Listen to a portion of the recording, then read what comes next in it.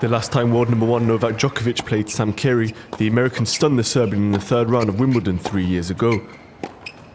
But despite getting off to a slow start yesterday at the Western and Southern Open, the defending Cincinnati champion battled past Querrey 7-5, 6-1 to reach the second round.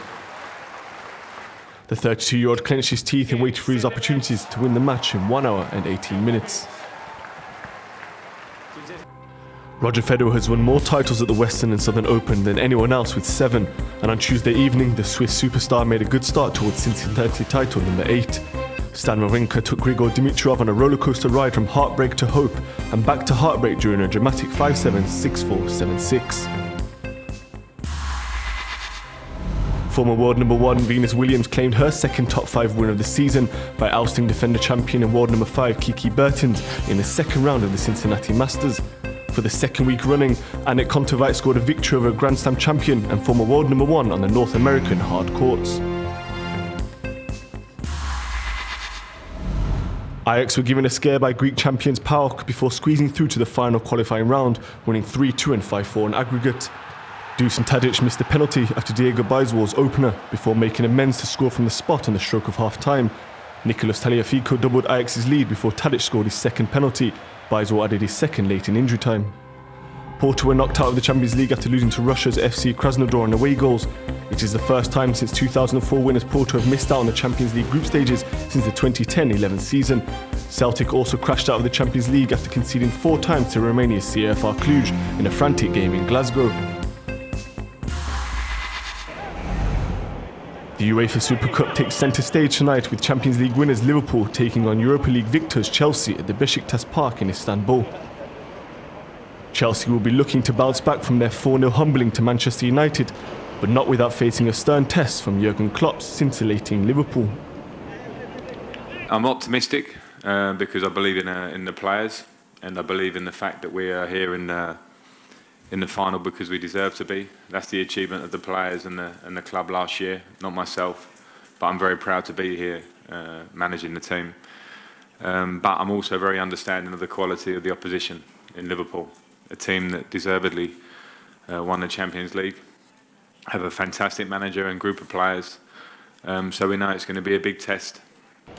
Liverpool could not have wished for an easier run out to kick off the new Premier League season, as Norwich City looked in disarray at Anfield on Friday night in a big 4-1 home victory.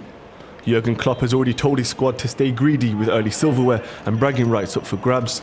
Defender Virgil van Dijk believes his team are ready for such an occasion.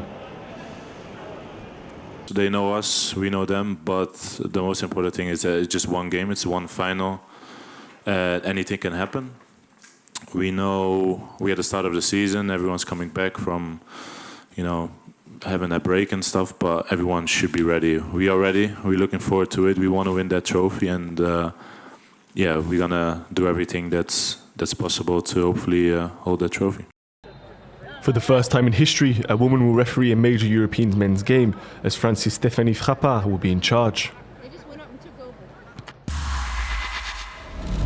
Neymar's return to Barcelona has moved a step closer as officials from Spain have travelled to France to discuss the transfer of the Brazilian, according to reports. According to L'Équipe, Camp Nou chiefs met with PSG yesterday to discuss a deal for the 27-year-old. The Spanish giants are said to be willing to offer Philippe Coutinho as part of the transfer. Bayern Munich have signed Croatia winger Ivan Perisic on a 1-year loan from Italian club Inter Milan.